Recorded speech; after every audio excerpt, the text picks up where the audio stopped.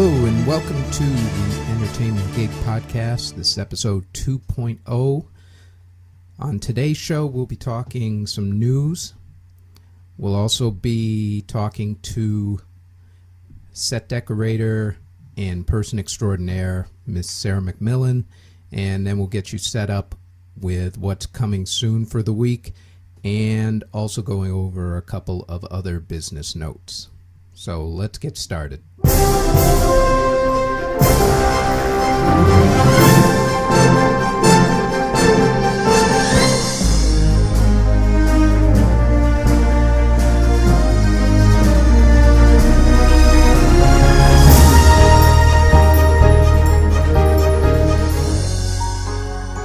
Today's broadcast is actually sponsored by no one, yet again. If anybody wants to actually sponsor it, I'd be more than happy to at least take a listen. But in reality and in all seriousness, this one is actually sponsored, sort of, as a favor to a really good friend who has started a project. So if anybody actually has any projects that they want to be promoted either by a friend or by themselves, it doesn't have to be set decorating. It could be someone whose friend has a new album coming out or whatever. I'm always willing to put in a bumper or two in order to promote, because I feel that that's what is necessary for the community to grow, especially when it has nothing to do with the corporate part of the community, i.e. Disney, Paramount, those guys. So please feel free to either email me at cjbtproductions@gmail.com, or you can leave a note on my Facebook page, which is The Entertainment Gig, or on the website, which is theentertainmentgig.com. This project is personal because it's involving the second bravest and strongest woman that I know. The first being my mother. The second being Chelsea Bradway, who is an old friend from back in college days. So I've known her now going on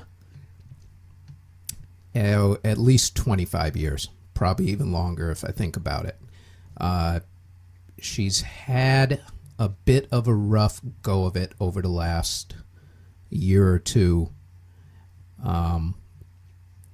concerning, and I'm almost going to tear up on this, concerning cancer, because, or at least the threat of cancer. And in the community, in our community especially, cancer has run rampant through, and we've lost some good people. Earlier this year, Miss Kathy Dolan, may she forever rest in peace, one of my absolute favorite people on the planet, passed away from cancer. And so Chelsea discovered that there was that she had a tumor in her breast, and went through the whole gambit of emotions,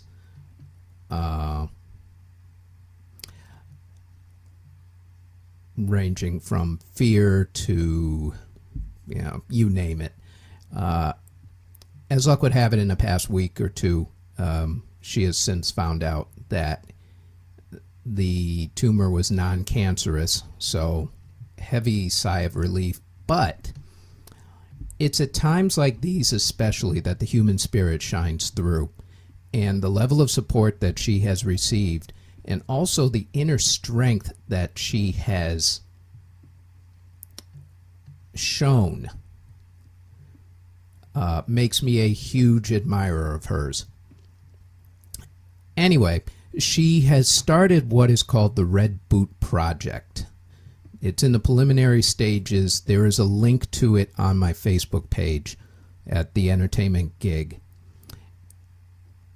And I believe proceeds from this project will go to as a yet undetermined cancer charity or organization. But I personally am sick of this disease. I'm absolutely sick and tired of having to read or hear about people who we have lost to this disease. And any little thing that I can do to help, I will do.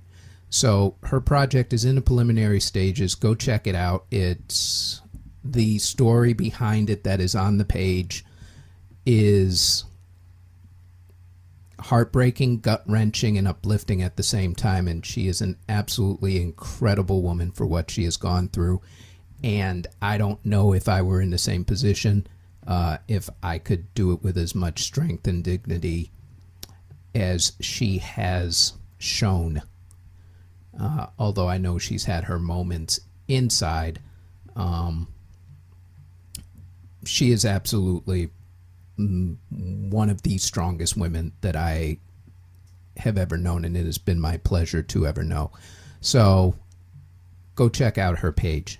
And with that, let's get into the news. Okay, starting off with the news. Last Sunday, May 1st, the Daytime Emmy Awards were announced. Now, if you missed it on TV, you completely forgot about it, so did everybody else. And the reason why is because it wasn't televised. It wasn't even live streamed on the internet. The best you could possibly have done was maybe catch a few interviews on one of the entertainment daily shows like Entertainment Tonight or Extra. And I believe somebody periscoped some interviews. But that's really about it. Apparently, supposedly, they could not get sponsors to actually show the broadcast on any channel.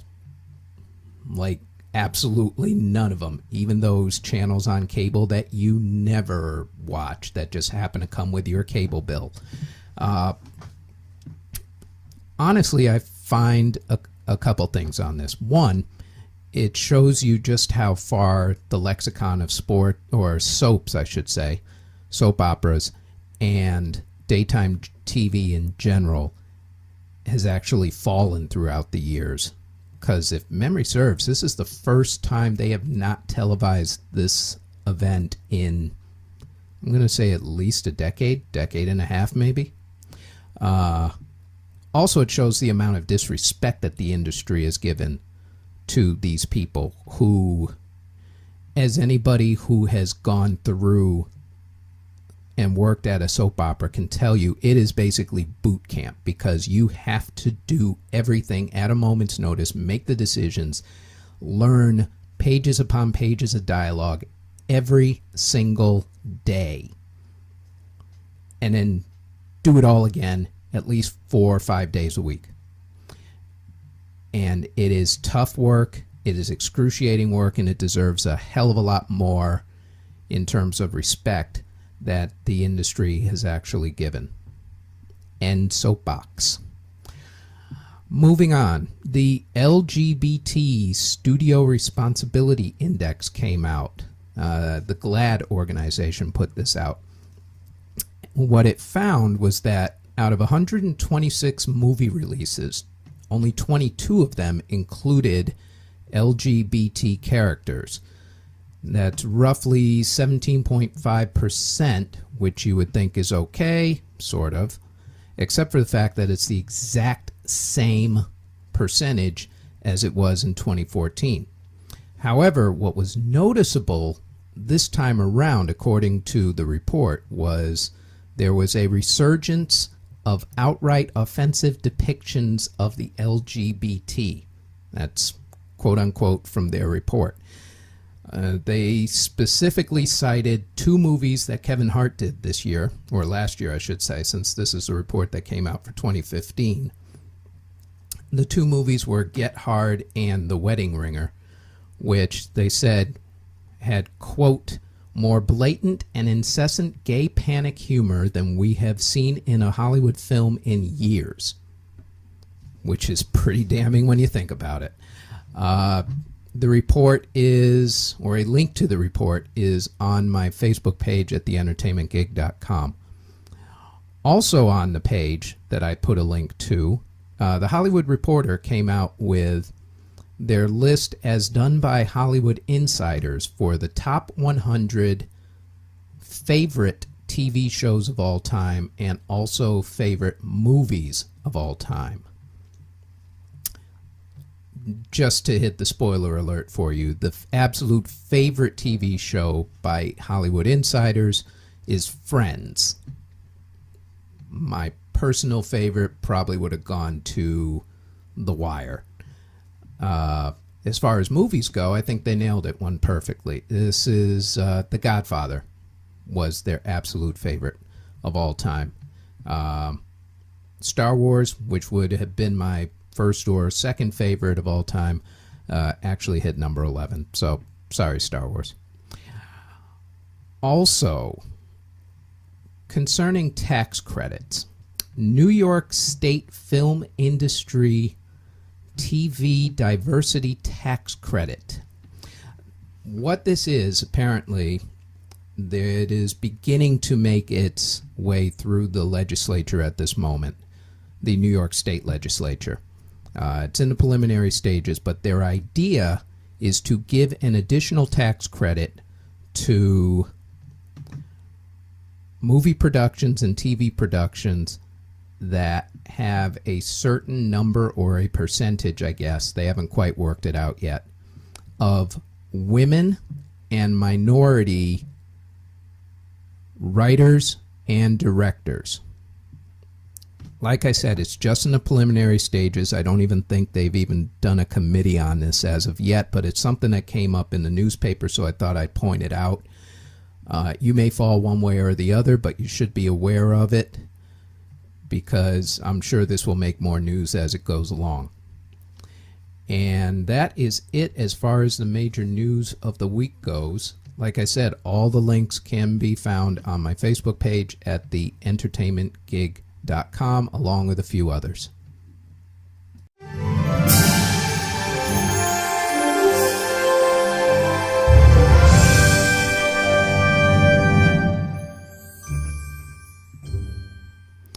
And now on to the interview. This week's interview is with a personal friend of mine who I've known for at least 15 years or so, by the name of Sarah McMillan. She is a set decorator, and she also works in the performance art part of the industry. And that's what I really wanted to talk to her about, because it is so different from what the TV and the movie part of this is. The whole interview is going to be put up on a separate podcast, but for this particular podcast, we're going to delve into her childhood and her career. So these are excerpts from the full interview with Sarah McMillan. First off, Ms. McMillan, yes. Thank you. You have to hold the mic closer to your mouth. Thank you. Pretend you're singing. Thanks for doing this. Thank you for having me. I much appreciate this. This is going to be a fun one. It's a pleasure to have you over. Well, thank you much. In your palatial palace in the humble abodes of New York City. Why, yes. Anyway, or as everybody goes when I say, yeah, Sarah McMillan. Oh, the one with the bright red lipstick. Yes, that's true. Indeed. Yep. Oh, okay. See, there you go. Pretend you're singing. Anyway, it's Julie Hewitt. I've been wearing the same color for 15 years. But that's awesome. See, it's a trademark now. Everybody knows, bright red lipstick, it's Sarah McMillan. Mm-hmm. It beats other trademarks. You know what mine is? What? Asshole. That is not true. You're going to have to work harder for that in this industry. Yeah, I know, that's a bummer, right? That's all right. I'll get those asshole skills working overtime. I'll have to triple my efforts. I'm afraid so. Indeed. All right, so you are a set decorator / on occasions art director. On occasions? Sort of safe to say? Yes. You've helmed I some have done project. that, yeah. Yes. And you work in the performance arts doing a myriad of stuff. Yes. So that is the reason why I have you on, so that we can discuss all those things, because no one else really does what you in particular do. That is surprising and also true. I guess it's not that surprising. Right, because like I said before, There's not that many everybody people who do. who do the performance part of it. I mean, there are people who do photography, there are people who do visual arts and videos and claymation and all that sort of stuff, or music. Some of us, yours truly, does like 3 or 4 of those things at the same time. Yeah. But not performance, which is strange. Not you being strange, just strange that more Which is set okay. decorators wasn't going to go there. But that's why you and I get along so well, because I am strange as well, so it works perfectly. Yeah.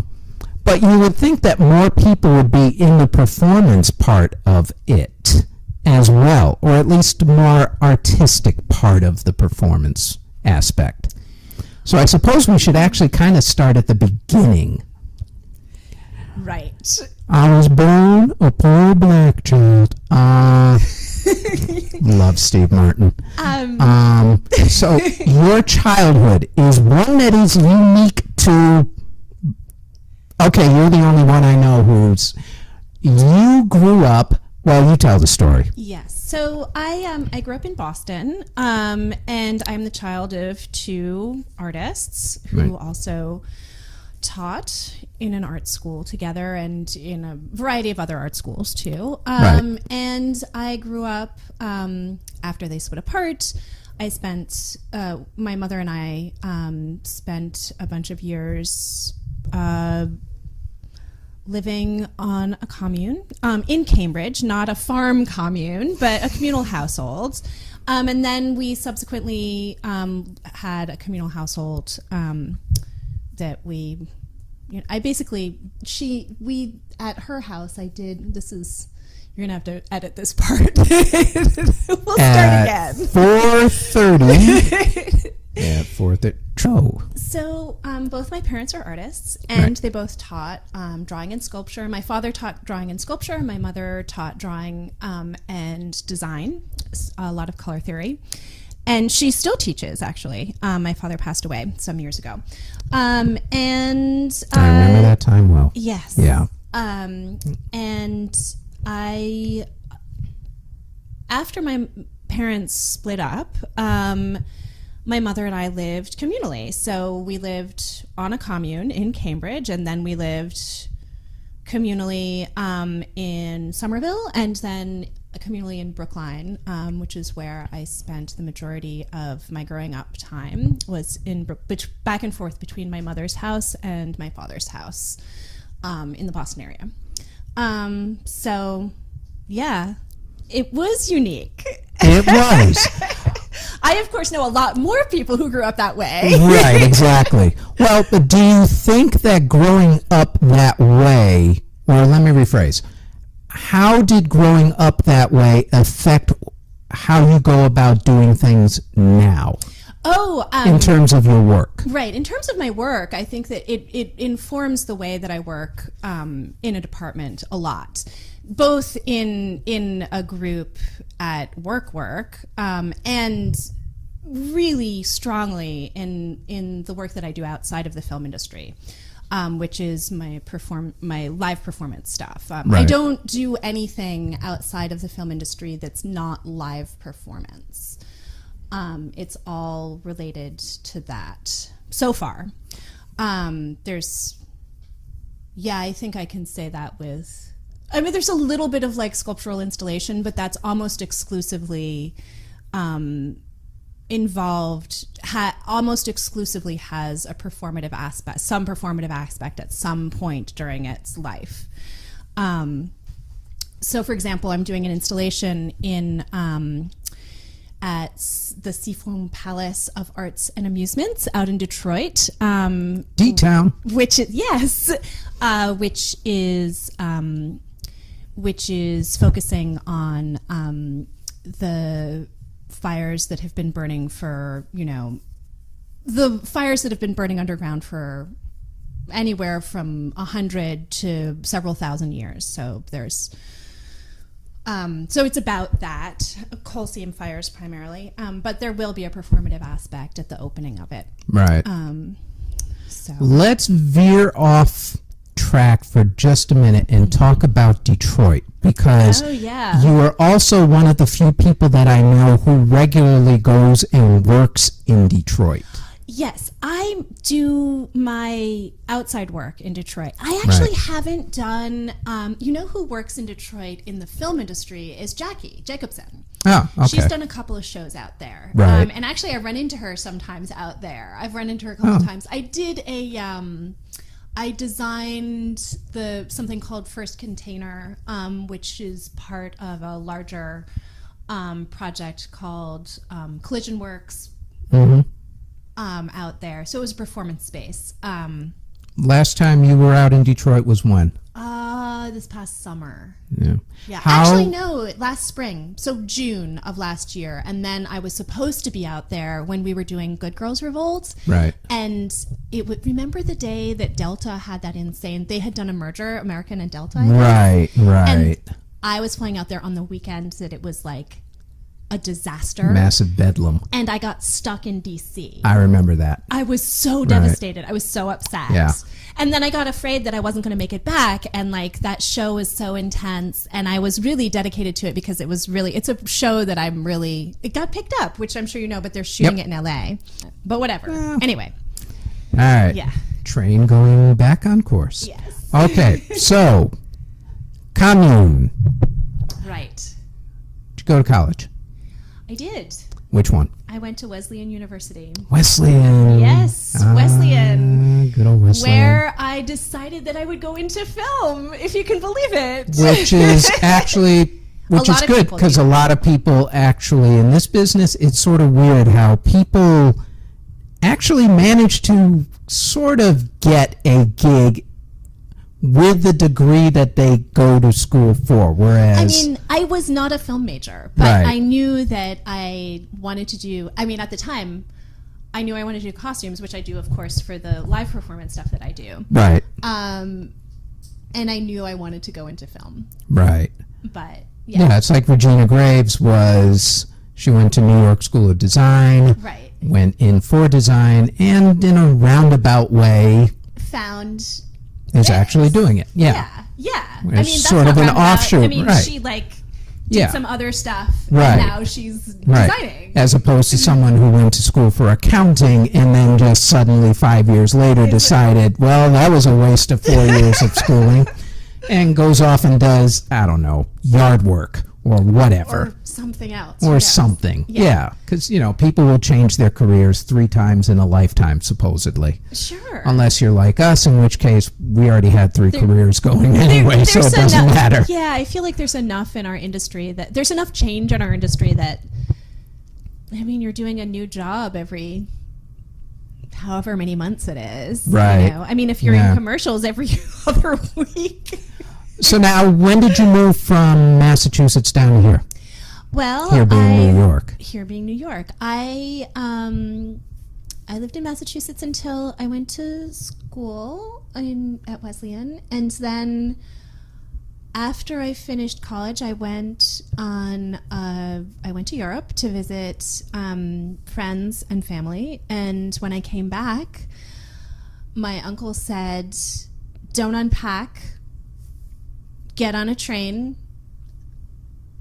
I'm giving you the keys to my apartment," which was an apartment on the Lower East Side for $300 a month. And I was like, okay, yes, that's what I'm doing. Yes, that's right. I am moving to New York, not San Francisco.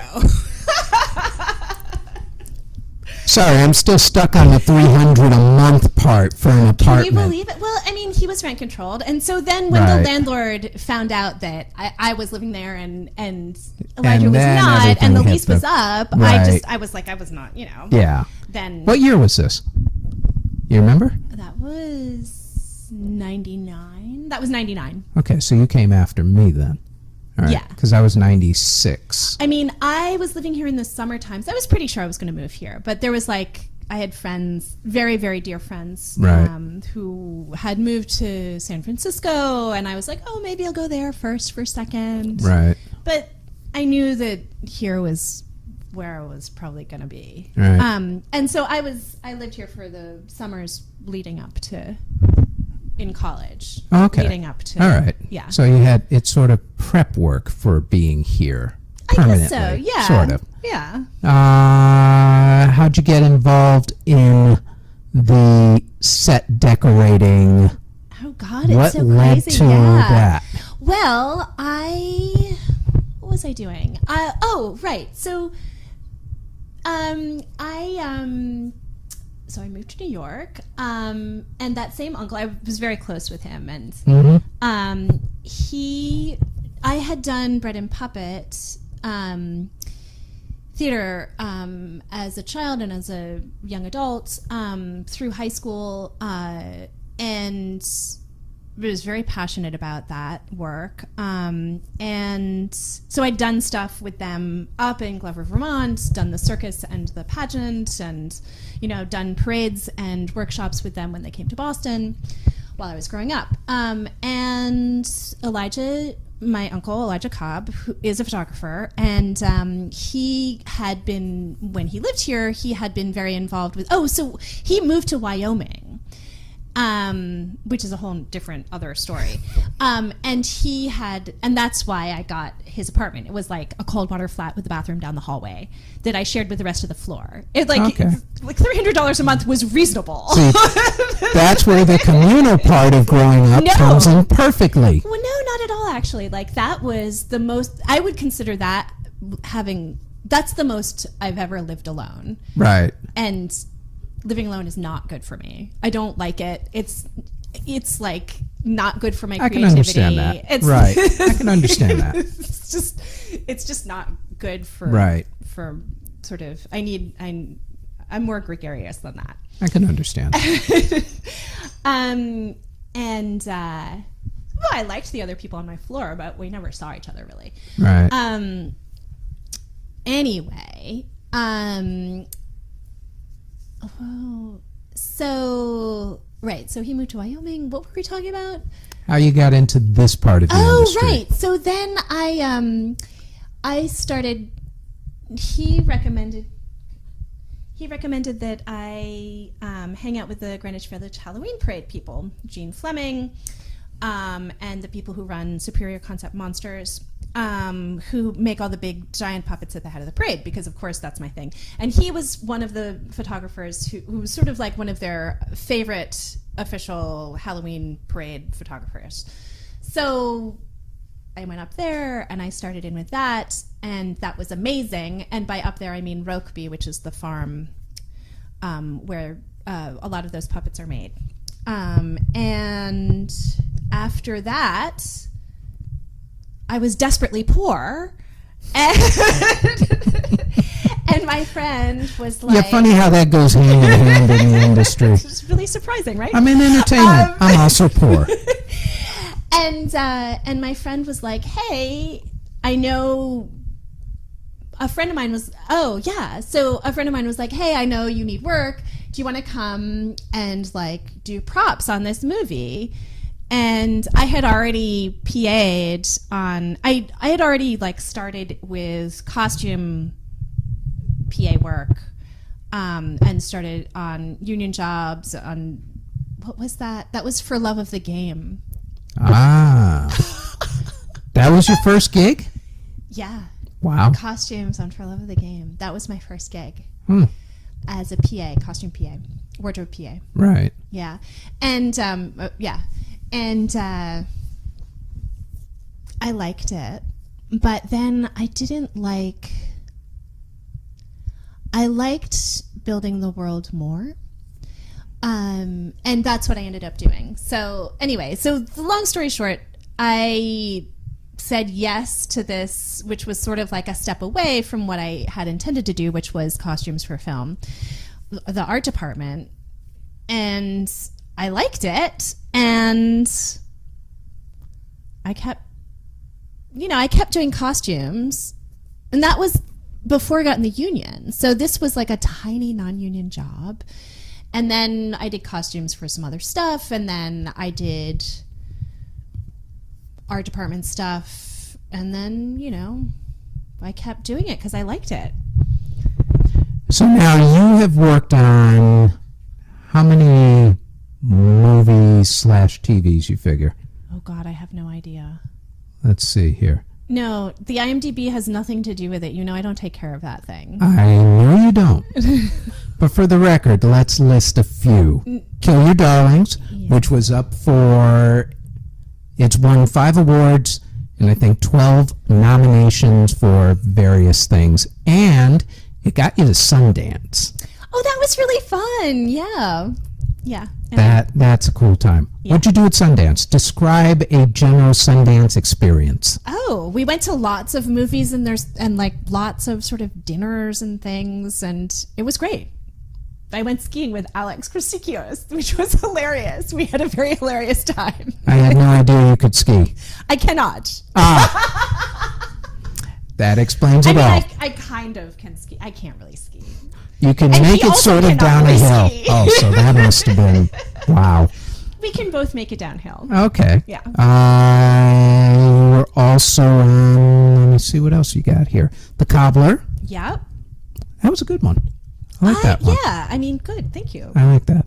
Yeah. And Happy with that shop, which we built from scratch. and then as far as art department stuff goes, you did College Road Trip. Yeah.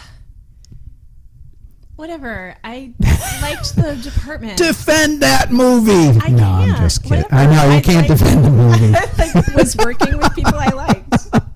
I took the money. Leave me alone. I lived in a hotel in Connecticut. I have no defense. No. What part of Connecticut was that? God, where were we living? Stamford, I guess. I think. Yeah, you it have was no Stamford. defense. Never mind. No, actually, I like Stamford. Stamford's a nice. fine. Yeah, There's nothing wrong with Stamford. that was back when they had tax incentives, Yes, which it have since was. gone by the wayside. Yeah. The Royal Tenenbaums. Yeah. There is a nice little street cred thing right there. Had a good time. Loved the people I met on that job. Great movie. Great movie.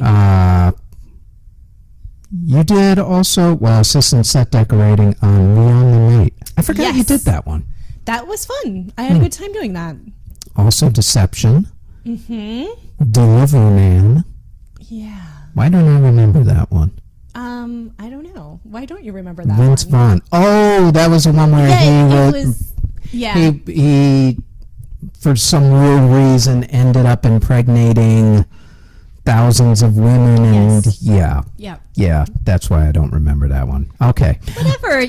I defend that movie. No, I'm kidding. I would say I actually have some defense for that movie, which is Okay. I love Sarah Parks, and so I said yes. Okay, Sarah Parks, one of my favorite people. Yes, And also, it's the kind of humor that I like, which is kind yes, and about the absurdities of life, and that's also why I said very yes. true.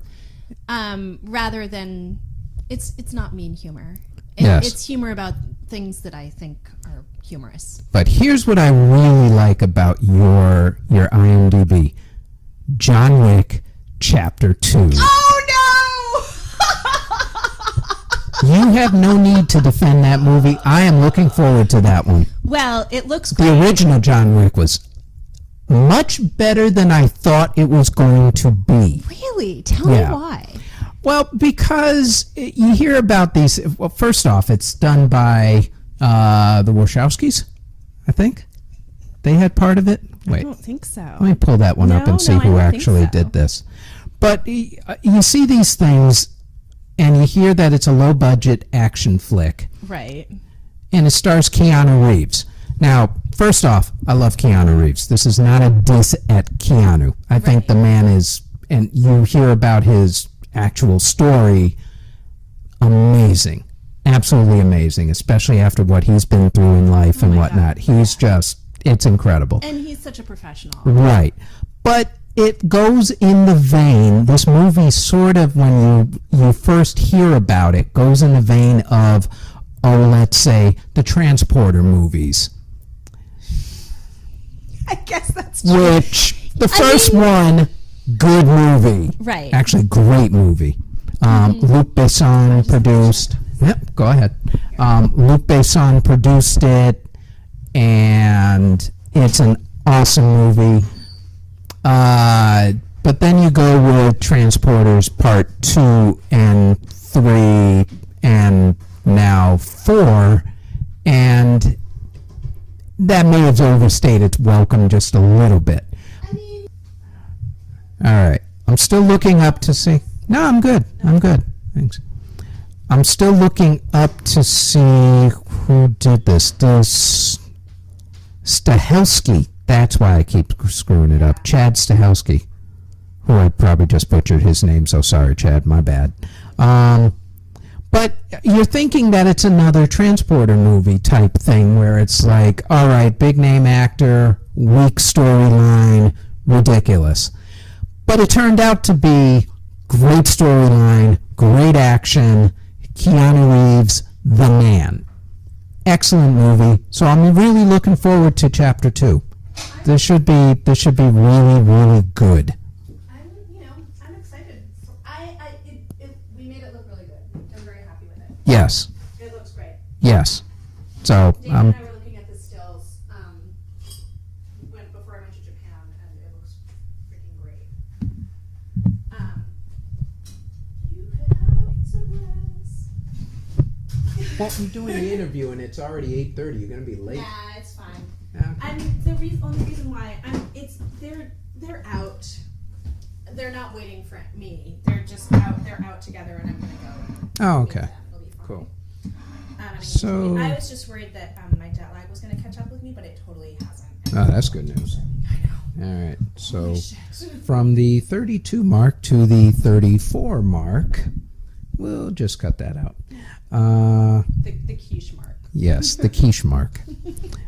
All right. So in any event, it looks like this movie is going to be really good. So kudos to you for that. Is there anything that wasn't on the IMDb that should be on the IMDb that you can think of? Aside from the stuff you have coming out because you haven't updated your IMDb. Well, I guess there's there's tons of stuff, but you could say you're doing Star Wars Chapter 8 and people would go nuts. I Like, would really? go nuts if Yeah. I was able to say that. I hear you on that. Let me see here. All right, so let's go back to the performance aspect.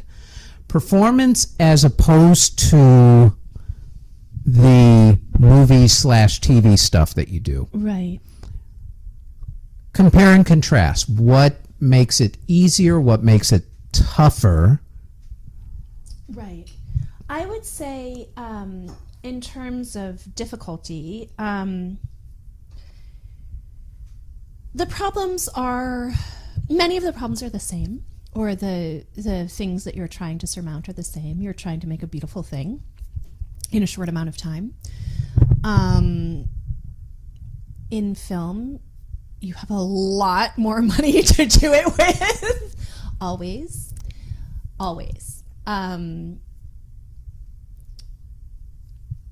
Or so far in my life.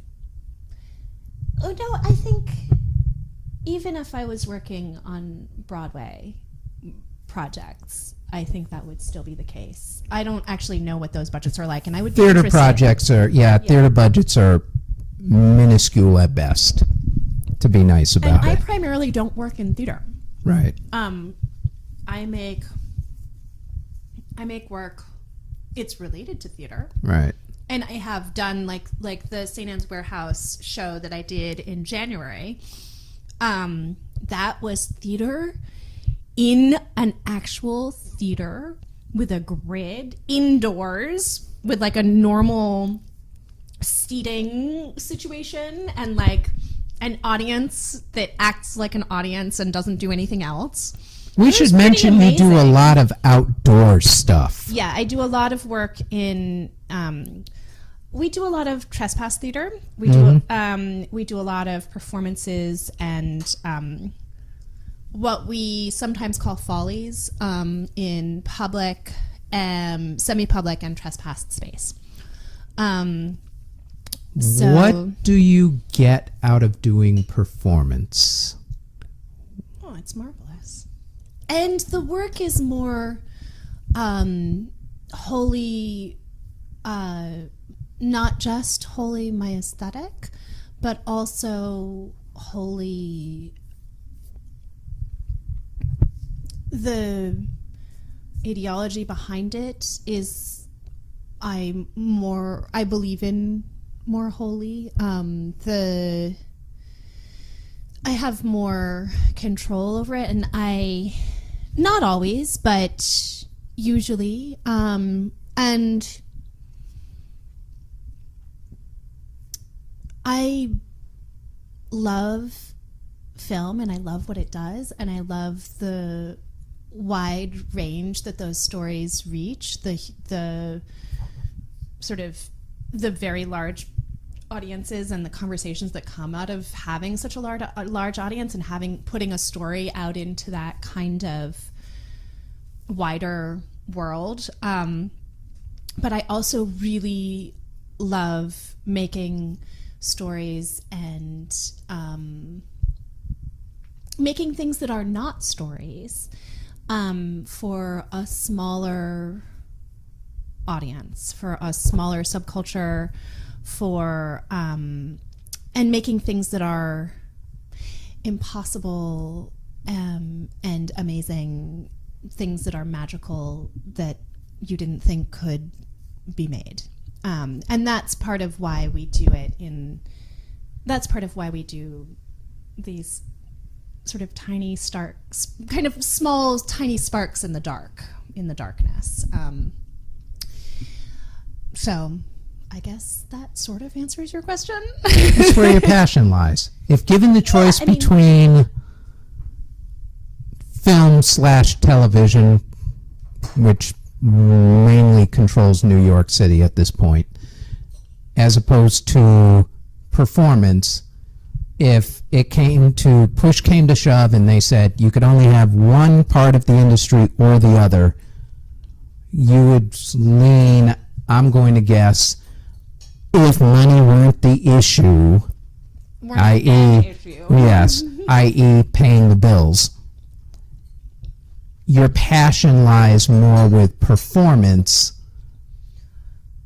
than it does TV/films, or not so much? Or is it more of an equal type of thing? They're two very different parts of my practice, and they inform each other. In what way? And I believe very strongly in both of them. Okay. In what way? And I love them both. Well, I'm using a lot of the same aesthetic skill sets, and also the same kind of problem solving for both of them. But applying that problem solving a little differently in each case. And like I said, I really believe in making work for a wide audience, and also for audiences that are aware of their specialness and smallness. I think those are two very beautiful things to do. So, yeah. Well done.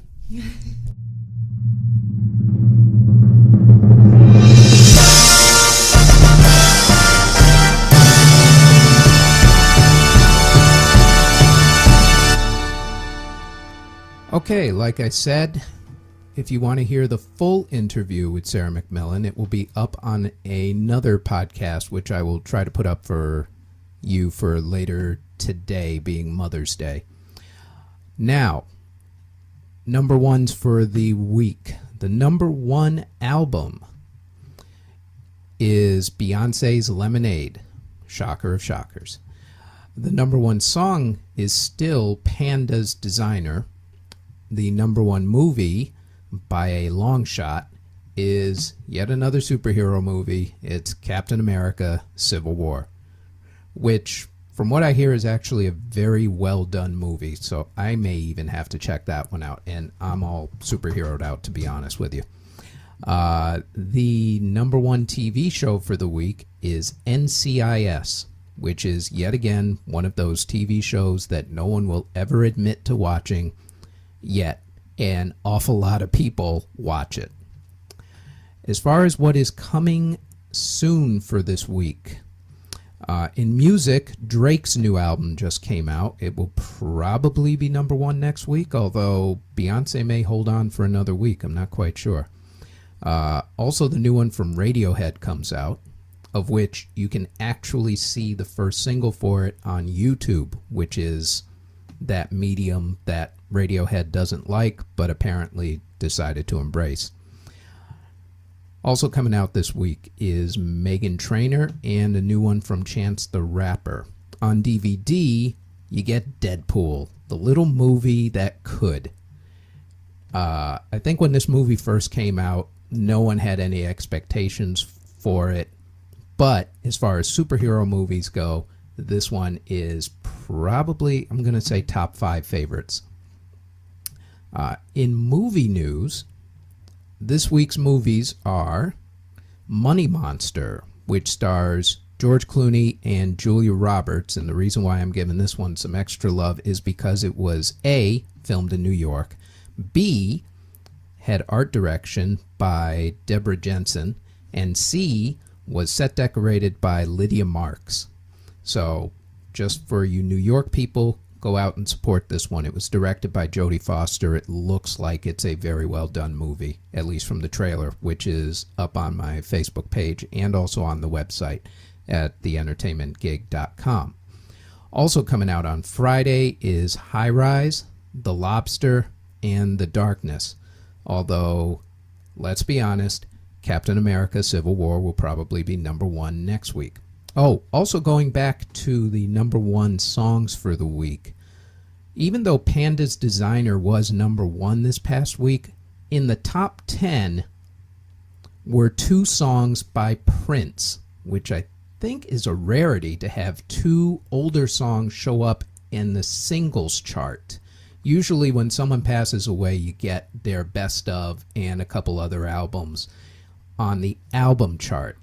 For instance, when Michael Jackson passed away, you had, I believe, 3 albums of his show up in the top 20, Thriller, Off the Wall, and History Parts 1 and 2. This time around, Prince, I believe, still has at least 2 albums in the top 20, being the very best of and also Purple Rain. But it's rare that singles are in the top 20, and especially in the top 10. And in this particular case, it's When Doves Cry and Purple Rain. So kudos belatedly to Prince. May he forever rest in peace. On TV this week, Penny Dreadful returns on Showtime, which is one of those gothic horror TV shows which is really well done and really well produced.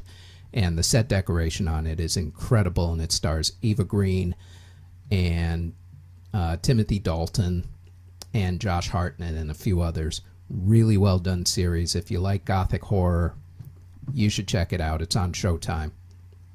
Also this week we say goodbye to The Good Wife, which was filmed in New York. After, I guess it's 7 years, I think it's been on. Groundbreaking series. Juliana Margulies won at least 1 or 2 Emmys for that, if I'm not mistaken. It's a great series, and it will be missed. And one note concerning last week's podcast with Regina Graves. In the interview, I had asked her about moral quandaries and moral dilemmas. I want to go back to that just for a couple points. Point 1, concerning Donald Trump. I'm not quite sure where to begin on this, actually. Only because I've let my feelings be known that, like the vast majority of people, I don't like the guy. For various reasons. Concerning our company actually doing something that was related to something that he was doing, I had mentioned last week that I probably would have said that we didn't have the items in stock just to get them away, had I have known. In retrospect and thinking about it, and in no way, shape, or form has anybody said anything to me or anything like that, I'm just thinking out loud.